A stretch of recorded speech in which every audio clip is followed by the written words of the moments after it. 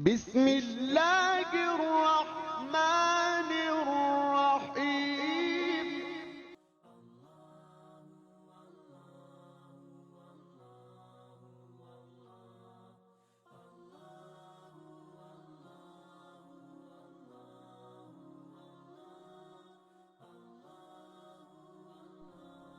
سفر کے جملہ انتظامات کی تفصیلات طے پا گئے ہیں۔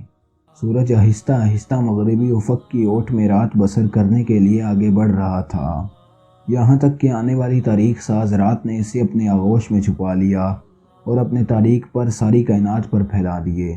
جب اندھیرا گہرا ہو گیا تو قریشی قبائل کے منتخب نوجوان ابلیسی منصوبہ کو پایہ تکمیل تک پہنچانے کے عزم سے سرشار ہو کر اس سادہ سے مکان کی طرف بڑھنے لگے جہاں اللہ تعالیٰ کا محبوب اور کاروان انسانیت کا خوشبخت قائد ابتلاء و آزمائش سے لبریز زندگی بسر کر رہا تھا۔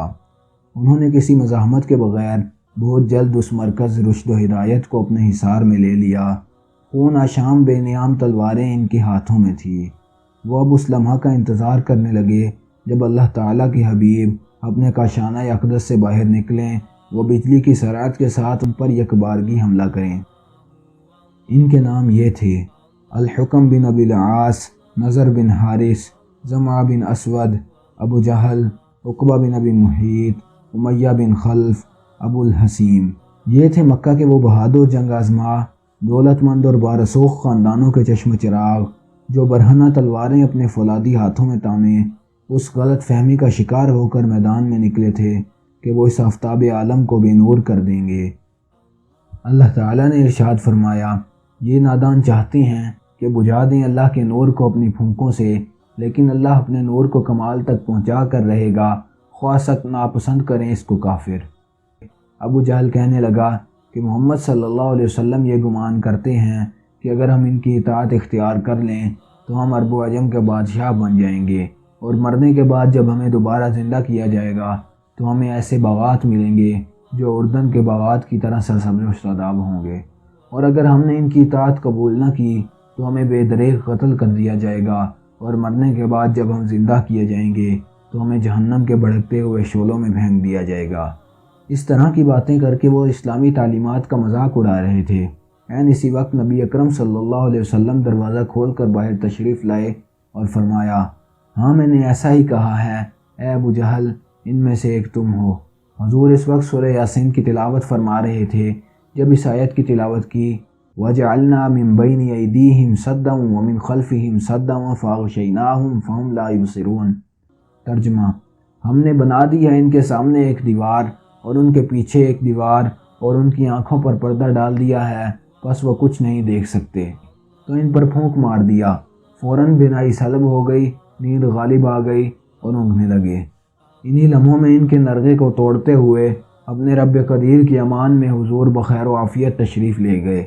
گزرتے ہوئے سب کے سروں پر ایک ایک چٹکی مٹی کی ڈالتے گئے۔ وہاں سے سیدھے حضرت ابوبکر رضی اللہ عنہ کے گھر کا رخ کیا۔ وہ چشم براہ بیٹھے تھے، اٹھ کر اپنے آقا کو مرحبا کہا اور دونوں حضرت ابوبکر صدیق رضی اللہ عنہ کے مکان کے عقب میں چھوٹے دروازے سے نکل کر غار ثور کی طرف روانہ ہو گئے۔ اسی اثناء میں کاشانہ نبوت کے محاصرہ کرنے والے قریشی نوجوان کھڑے پہرا دے رہے تھے، یہاں تک کہ ایک آدمی ان کے پاس آیا اور ان سے پوچھا: یہاں کھڑے کیا کر رہے ہو؟ انہوں نے بتایا کہ ہم اپنی قوم کے طے شدہ منصوبے کو عملی جامہ پہنانے کے لیے یہاں کھڑے ہیں۔ جوں ہی وہ قدم باہر رکھیں گے، ہماری تلواریں یکبارگی بجلی کی سرعت سے ان پر کودیں گی اور ان کے پر خچے اڑ جائیں گے۔ اس شخص نے کہا: تمہارا خانہ خراب ہو، وہ تو کافی عرصہ پہلے تمہارے حصار سے نکل بھی چکے ہیں اور جاتے ہوئے تمہارے سروں پر مٹی ڈالتے گئے ہیں۔ انہوں نے جھٹ اپنے ہاتھ اپنے سر کے بالوں کو ٹٹولنے کے لیے بلند کیے تو ان کی انگلیاں خاک آلود ہو کر واپس آئیں۔ وہ حیران رہ گئے، لیکن انہوں نے اس شخص کی اس بات کو تسلیم نہ کیا کیونکہ انہیں سامنے حضور صلی اللہ علیہ وسلم کا بستر نظر آ رہا تھا۔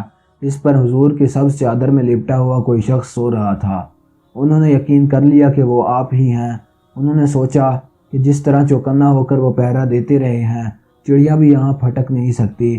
یہ کیسے ہو سکتا ہے کہ ہم جیسے ہوشیار اور چلاک نوجوان کے نرغے سے وہ نکل گئے ہوں اور انہیں کانوں کان خبر بھی نہ ہوئی ہو؟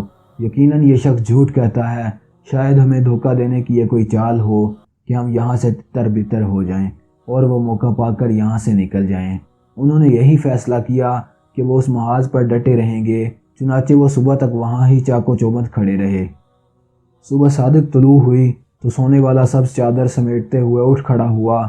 یہ تو علی ہے، محمد صلی اللہ علیہ وسلم کہاں گئے؟